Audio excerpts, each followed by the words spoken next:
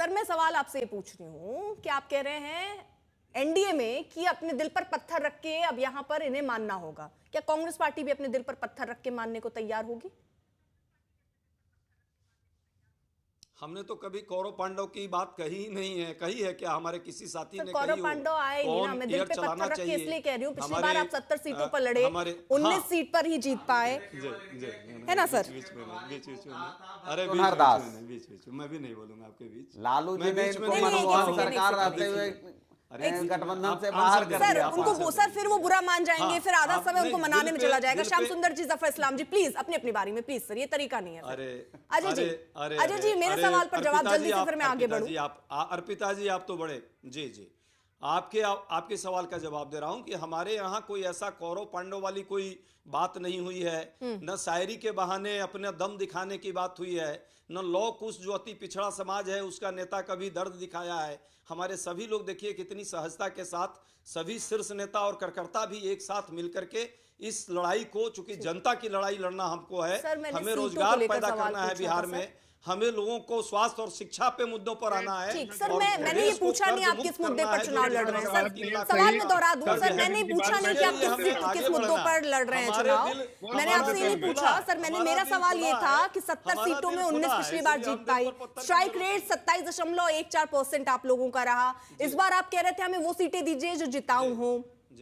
मैं ये पूछ रही हूं, अगर 60 सीटों की अभी डिमांड है, अगर वो नहीं मानी जाती तो आप दिल पर पत्थर रख लेंगे? बोल लीजिएगा, हर राजनीतिक पार्टी जिताओ सीट ही चाहती है और इसमें कोई बुराई नहीं है। हमारा लोकसभा का प्रदर्शन भी स्ट्राइक रेट कुछ अलग है, हाँ कुछ अलग है, और हम लोगों ने फिर भी कोई शर्त नहीं रखी है। हम आपसी सद्भाव और संभाव के साथ चाहते हैं बिहार के विकास के लिए। सर कितने में आप मान जाएंगे, कितने से कम पे नहीं मानेंगे? अर्पिता जी मैं 1 सेकंड में जवाब दे दूं। हम मान जाएंगे अर्पिता जी, हम तो आपसे भी नहीं रूठे हैं, आप बेवजह रूठ रही हैं। एक महत्वपूर्ण बात बतानी है आपको अर्पिता जी, इंफॉर्मेशन है। ये अभी दलित के चिंतक बन रहे थे, पशुपति पारस जी इनके गुट से बाहर हो चुके हैं। नहीं, बाहर नहीं है, अंदर में है, देखिए वो बेचारे कहीं और जगह तलाश रहे, नई संभावनाएं तलाशी जा रही हैं। वो भाजपा वाले बाहर कर दिए, वो तो हमारे साथ है। और हनुमान जी एक जो अति पिछड़ा नेता है वो देखिए उप मुख्यमंत्री के लिए गुहार लगा रहे हैं, लोग चुप रहते हैं। तेजस्वी जी को मुख्यमंत्री भी मानने को तैयार नहीं है। लड़वाया है चाचा भतीजा को, जफर भाई इसके लिए जो है कहीं ना कहीं नेता को उप मुख्यमंत्री जिम्मेवार मान रहे हैं। हम तो आज भी चाहते हैं हमारे यहाँ दलित, कमजोर, गरीब, आदिवासी वही लोग आएंगे और मुख्य लोग वही रहेंगे। ठीक है अजय डिप्टी सीएम तक बात पहुंच गई तो एक और स्पष्टीकरण, क्योंकि आप बहुत स्पष्ट इस पर जानकारी नहीं दे रहे हैं और मुझे लगता है किसी भी, ठीक है जितेंद्र जी प्लीज मुझे पूछने दीजिए। अजय जी मेरा एक छोटा सा सवाल, क्या ये 3 डिप्टी सीएम वाली जो बात चल रही, कांग्रेस ने एक प्रस्ताव रखा है, वो कितनी सच्चाई उसमें कि एक दलित, एक अति दलित, एक मुस्लिम चेहरा होना चाहिए, इसके बाद ही हम आगे बात करेंगे?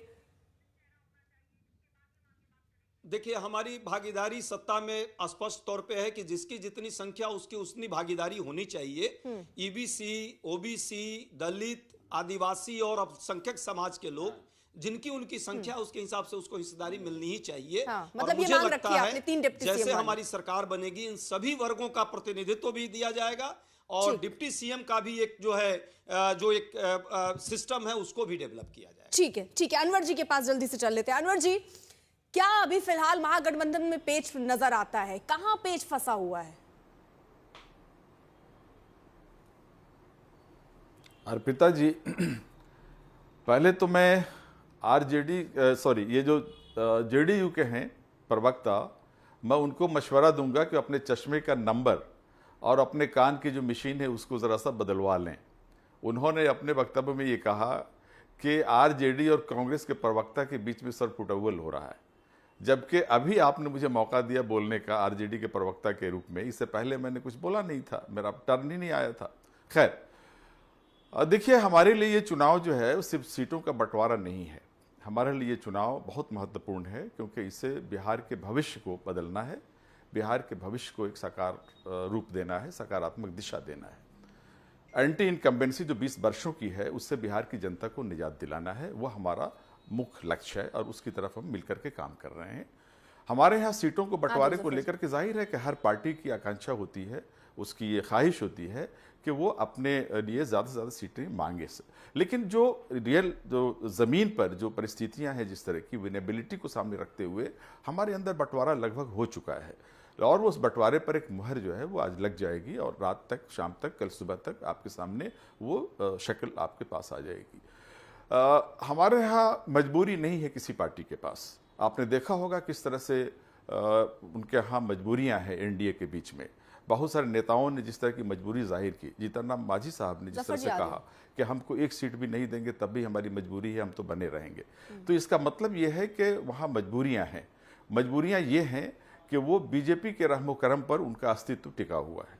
अगर बीजेपी कहेगी कि हम तुम्हें 0 सीट देंगे तब भी वो उनके साथ ही बने रहेंगे, क्योंकि उन्हें केंद्र में सत्ता की मलाई भी चाहिए। और दूसरी तरफ इन लोगों की जो फाइलें पड़ी हुई हैं ईडी और सीबीआई के पास, जो फाइलें बीजेपी की तरफ से दी गई हैं, उसकी वजह से ये लोग अपना मुंह नहीं खोल सकते और अपने हक के लिए असर्ट नहीं कर सकते। ये परिस्थिति बनी हुई है। जो भीख उन्हें मिल जाएगी बीजेपी की तरफ से, उसको स्वीकार करने के अलावा उनके पास कोई दूसरा चारा नहीं है। जबकि हमारे यहाँ जो गठबंधन है, महागठबंधन जो हमारा है, इंडिया गठबंधन है, उसमें तमाम पार्टियों का एक तरह का बराबरी का सम्मान है, बराबरी का अस्तित्व है और सम्मानजनक तरीके से सीटों का बंटवारा हो चुका है लगभग। और उस सीटों के बंटवारे में हमारे दरमियान, न कांग्रेस के दरमियान, न लेफ्ट के पार्टी के दरमियान और न वीआईपी के दरमियान कोई मतभेद नहीं है। तमाम जो ग्राउंड रियलिटीज हैं, जमीनी जो परिस्थिति की बात जो आप करते हैं, तो ऐसे में तो आपके सहयोगी जो दल हैं उनके भी कच्चे चिट्ठे बीजेपी फिर खोल ही दे। फिर आपके सहयोगी जिनको आपने इकट्ठा किया उनको भी अपने पाले में कर ले, उन्हें भी डरा कर अपने साइड कर ले, क्योंकि कल सर फैसला देखिए आना है कोर्ट का जॉब वाले मामले में, जो लैंड और जॉब वाला पूरा मामला था सर। तो इसका मतलब सबको फंसाने की कोशिश हो, फिर तो कोई विपक्षी दल ही नहीं बचना चाहिए। पहले बीजेपी यही करे, सबको खत्म करो। अर्पिता जी कभी सीबीआई का या ईडी का जो गलत इस्तेमाल है, जो मिसयूज है उसका, वो इससे पहले कभी नहीं हुआ था। ये काम शुरू किया है भारतीय जनता पार्टी ने। ईडी और सीबीआई का सहारा लेकर के, इलेक्शन कमीशन का सहारा लेकर के इस देश को एक तरह से अपनी मुट्ठी में करने का, एक तरह से उसको बिल्कुल हाईजैक कर लेने का, और एक ऐसा तंत्र जिसमें कोई आवाज जो है वो सरकार के खिलाफ न उठे, बिल्कुल एक तानाशाही का एक तंत्र जो है वो लागू करने का काम बीजेपी ने शुरू किया है। हमने दो तीन बातें रखा था लोकतंत्र को, हमने लोकतंत्र को बचाया और उस लोकतंत्र के तैया पांचा करने पर, उसको तोड़ने पर, विकृत करने पर लगी हुई है भाजपा। और हमें उसको रोकना है और इस देश को और बिहार को एक जनतांत्रिक व्यवस्था देना है। देखिए मैं 2-3 बातें कहना चाहता हूँ अर्पिता जी। पहली बात कि मुझे घोर आपत्ति है, इन्होंने जो हमारे घटक दलों के बारे में कहा, घोर आपत्ति है कि भीख मांगने के लिए इनके गठबंधन में इस तरह की चर्चा होती होगी, इस तरह का ट्रीटमेंट होता होगा। हमारे यहाँ सबका सम्मान है, हम सम्मान ही देते हैं। हमारे जिम्मेदारियां होती है, सम्मान दिया जाता है। हमारे यहाँ लड़ाई नहीं है कि पद की लड़ाई नहीं होती, जिम्मेदारियों की लड़ाई होती है और सम्मान होता है। 15-20 ग्राम से 5-6 ग्राम पे पहुंचा दिया। अरे सुनिए, बीच में मत बोलिए। और दूसरी 15-20 ग्राम से 5-6 ग्राम पर मांझी को पहुंचा दिया आपने। बीच में मत बोलिए, मैं नहीं बीच में। मजबूरी जाहिर करते हुए कहा था। अरे आप बीच में मत बोलिए ना, मैं आपकी बात को सुन। 15-20 ग्राम से अभी इन्होंने अपने घटक दल के बारे, कांग्रेस के बारे में सही बोल दिया। अभी मैंने आपको थोड़ी देर बोला था कि 32 सीटें देना चाहते हैं लोग, तो इन्होंने कह दिया कि विनेबिलिटी क्राइटेरिया जहां फर्स्ट या सेकंड आए, उसके अलावा कोई सीटें कांग्रेस ठीक है अनवर जी, ठीक है अनवर जी, उनको बोलने दीजिए आप। ठीक है, ये आपका व्यवहार है। अरे भाई सुन लीजिए, मैं कह रहा हूँ कि देखिए, इन्होंने अनवर पाशा जी ने बिल्कुल साफ लफ्जों में कांग्रेस को मैसेज दे दिया है, कांग्रेस को मैसेज दे दिया कि भाई विनेबिलिटी क्राइटेरिया। अब कांग्रेस जहां के स्ट्राइक रेट आप देख लिए, 70 में 19 सीटें आई थी, इस बार उन्होंने 32 सीटें ऑफर की हैं। लो या खसक लो, यही कहा है, यही इनका सम्मान है। लो या निकल लो, बस। इसलिए इनको कहने का कोई अधिकार नहीं। और इसलिए क्यों रूठे हुए थे आज आप उपाध्याय जी? इतना आग बगोला क्यों हो रहे थे? बात कुछ पूछो, आग बगोला हो रहे क्यों? उन्हें मालूम है अनवर पाशा जी के पार्टी ने क्या किया, उनके साथ क्या व्यवहार किया है। जफर इस्लाम साहब से इसलिए समझ में आ गया, पूरी जनता को समझ में आ गया आपके साथ आप जो दुष्व्यवहार कर रहे हैं कांग्रेस के साथ, और आपको कोई जनता का समर्थन नहीं है। आज हम तो आराम से जीतेंगे, सरकार बनाएंगे, नीतीश कुमार जी जनता का 0 पर समर्थन जाएंगे, प्राप्त करेंगे, 0 जनता पर का जाएंगे, विश्वास 0 पर आउट होने जा रहे हैं। जनता ये आपकी जनता साजिश से है। हम अच्छा, ये बड़ा आशीर्वाद दिलचस्प है प्राप्त ना, करें। यहाँ पर एनडीए के बारे में अगर कोई जानकारी लेनी हो तो महागठबंधन से पूछ लीजिए, जो भी यहाँ बैठे हुए हैं पैनल में, और महागठबंधन को लेकर कोई जानकारी चाहिए तो वो एनडीए से पूछ लो, लेकिन खुद के बारे में अगर उनके दल के बारे में पूछो तो उसमें गोल मोल जवाब दे रहे हैं। ये बड़ा दिलचस्प है सर, ये रिश्ता क्या कहलाता है, मैं ये जानना चाहती हूँ। यहाँ जफर इस्लाम साहब ये बता रहे हैं कि देखिए कांग्रेस पार्टी को 35 सीटें मिल रही हैं केवल, मतलब उनसे अगर ये पूछ लीजिए, एक सेकेंड, उनसे ये पूछ लीजिए चिराग पासवान साहब को कितनी मिल रही है तो कह रहे हो तो अभी तय हो जाएगा, लेकिन उनको ये पता है कि कांग्रेस को कितनी मिल रही है। पाशा साहब को ये पता है कि नीतीश कुमार इस बार पूरा आउट होने वाले हैं, सबको अंदर अंदर की खबर है। दिलचस्प है ये। फिर मैं उल्टा फिर सवाल पूछूं क्या, एनडीए से महागठबंधन को लेकर, महागठबंधन से एनडीए को लेकर पूछूं क्या? दिलचस्प है सर, ये दिलचस्प है। अर्पिता जी, शाम तक आपको सारी सीटें हमारे डिक्लेयर हो जाएंगी, फिर कोई चिंता ही नहीं। और कोई, लेकिन इनसे पूछिए क्या हो पाएगा कि इसलिए कि अनवर जी आप भी आज शाम तक डिक्लेयर कर दीजिएगा। हमारा हो चुका। अच्छा, उनका हो चुका, आप पीछे रह गए, आप शाम में करेंगे, लेकिन अभी किसी का साफ नहीं है। मैं जनता की जानकारी के लिए बता दूं, ये सिर्फ यहाँ पर चल रहा है, अभी तक कोई आधिकारिक जानकारी ना एनडीए की तरफ से है और ना महागठबंधन की तरफ से, ये सिर्फ बातों के बताशे हैं जो यहाँ बन रहे हैं। ठीक है सर, जरा मैं जितेंद्र कुमार जी, अब देखिए, क्योंकि एक सवाल और उठता है, वो सवाल ये है कि जेडीयू की तरफ से लगातार बैठकें चल रही थी, उस बैठक में ये तय हुआ कि निशान जी चुनाव मैदान में उतरे। नहीं हो रहा है। ठीक, अनवर जी प्लीज आ रही हूँ सर, मैं जरा अगला सवाल ले लूं। निशान जी क्या मैदान में उतर रहे हैं क्या, और नालंदा की हरनौत सीट से क्या वो चुनाव लड़ सकते हैं? देखिए, हमारी पार्टी समाजवादी मूल्यों की पोषक रही है और हम लोग जो समाजवादी विचारक हैं उनको हम लोग फॉलो करते रहे हैं और उनमें अनन्य निष्ठा रही है। 5 महापुरुष के सिद्धांतों पर हमारी पार्टी चल रही है। महात्मा गांधी, बाबा साहब भीमराव अंबेडकर, जयप्रकाश नारायण, कर्पूरी ठाकुर और राम मनोहर लोहिया, ये सभी समाजवादी चिंतक परिवारवाद और भ्रष्टाचार के बिल्कुल खिलाफ थे। और हमारे माननीय मुख्यमंत्री जी ने भी काजल के पर्वत पे चढ़ के पार उतर गए, लेकिन अपने चरित्र को निष्कलंक मेंटेन किया है।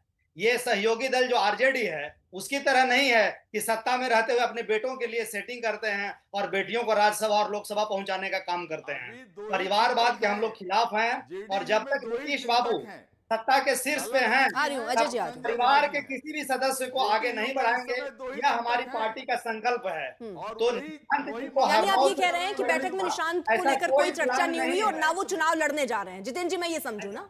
जी बिल्कुल बिल्कुल। ठीक है, और हमारे सीएम साहब, कम से कम इस पूरी चर्चा में आपने एक चीज तो स्पष्ट की, संपूर्ण बिहार ही हमारा परिवार है। और ये अच्छी बात रही कि जेडीयू से सवाल पूछा और जेडीयू का ही आंसर दिया। ये नहीं है कि आरजेडी को लेकर कोई जानकारी देने लग गए हो कि देखिए तेजस्वी यादव पहले बोल रहे थे 2 जगहों से चुनाव लड़ेंगे, लेकिन अब 2 नहीं 1 जगह से लड़ेंगे। अच्छा हुआ आपने आरजेडी के बारे में नहीं बताया, आपने जेडीयू के बारे में बताया, ये अच्छा रहा। ठीक है, अनवर जी बहुत देर से, और जितेंद्र श्याम सुंदर जी भी बोलना चाह रहे हैं। सर अनवर जी जल्दी से। अर्पिता जी अच्छा जी आ रही है उसके बाद। अर्पिता जी अभी चिंतक की बात कर रहे थे, जेडीयू के प्रवक्ता चिंतक की बात कर रहे थे। आजकल इनके पास 2 ही चिंतक हैं, 2 ही मार्गदर्शक हैं, लल्लन सिंह जी हैं और संजय झा जी हैं। वही पार्टी को मार्गदर्शन भी दे रहे हैं, उन्हीं के चिंतन पे पार्टी चल रही है। नीतीश कुमार जी नेपथ्य में चले गए हैं, नीतीश कुमार जी कहीं कुछ नहीं नजर आ रहे हैं। नीतीश कुमार जी नेपथ्य में जा चुके हैं। ये दशा हो गई है जेडीयू की और जेडीयू के चिंतन की, जेडीयू के विचारधारा की, ये दशा बन के आज रह गई है। दिलचस्प, मतलब जेडीयू से सवाल पूछो आरजेडी पर, आरजेडी से सवाल पूछे जेडीयू पर। मैं पूछ रहा हूं अनवर जी, आप क्या कौन चिंतक मंथक बना है, कौन कर रहा है?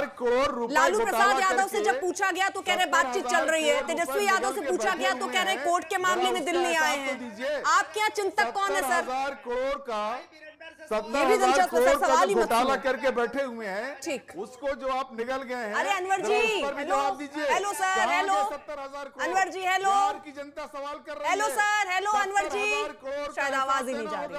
सर आवाज जा रही है या ना जाने के बहाना कर रहे हैं आप? अनवर जी हेलो, सुन पा रहे हैं आप? नहीं, मैं तो बता रहा हूँ। अरे आप मत बताइए सर, पहले सवाल तो सुन लीजिए। आप बता ही तो रहे हैं, लेकिन जो मैं पूछ रही हूँ वो नहीं बता रहे सर। ये पार्टी किस सर जल्दी से जल्दी, मेरे पास 30 सेकंड बचे हैं, क्योंकि सर सुनिए ना, आपके चिंतक कौन है? ठीक है, चलिए समझ गई सर। श्याम सुंदर जी और अजय जी जल्दी 10 सेकंड में, अजय जी जल्दी से, फिर श्याम सुंदर जी आ रही हूँ। 10 सेकंड आवाज कम कीजिए, समय नहीं है। अजय जी एक कहावत है, जितेंद्र जी जो लंबी लंबी बात कर रहे हैं, चिड़िया के जान जाए और लड़का के खिलौना। हम तो चाहते हैं हमारे मुख्यमंत्री हैं नीतीश कुमार जी, ठीक है 14 के बाद वो नहीं रहेंगे, लोग नहीं रखेंगे, जनता भी नहीं रखेगी, पर उनका स्वास्थ्य का ख्याल रखा जाना चाहिए। हमारे भी आज मुख्यमंत्री हैं, इस पर इन लोगों को दिक्कत है। ये लोग सिर्फ यहाँ पे खेल रहे हैं, अति पिछड़ों का वोट लेने के लिए। जनता बात समझ गई। ठीक है श्याम सुंदर जी। देखिए, मेरी गहरी आपत्ति है जो अनवर पाशा जी ने जो कहा, वो पहले वो तो दलित के चिंतक बनते हैं। बताएं कि 28 वर्ष में उन्होंने किसी राज्यसभा के सांसद के रूप में किसी दलित को आज तक नहीं बनाया। हर दलित को केवल ट्रांसफर पोस्टिंग करेंगे, उनको वोट बैंक के रूप में इस्तेमाल करेंगे। ये ईडी सीबीआई की बात कर, अगर आप में दम है तो आप साबित करके दिखाइए। आप केवल इस तरह की छोटी बातें करके केजरीवाल स्टाइल में हिट एंड रन करके लोगों को इस तरह से आप ये करते हैं। ठीक है, यानी देखिए ये बड़ा दिलचस्प है, यहाँ पर किसकी थाली में क्या है। जब ये सवाल पूछा गया तो लोग दूसरे की थाली ज्यादा बताने में यहाँ दिलचस्पी है कि उसकी थाली में देखिए ये रही है, हमारी थाली की तो हम बाद में बात करेंगे। तो यहाँ बिहार का चुनाव जो है वो बहुत दिलचस्प होने वाला है, क्योंकि जब आप सहयोगी दलों को अपने साथ रखते हैं और बिहार की अगर बात करें तो यहाँ बहुत जरूरी है, एक गठबंधन ही आपको उन नंबर तक पहुंचाता है, इसलिए सबको साधना जरूरी है और साधने के लिए खींचतान दोनों खेमे में नजर आती है।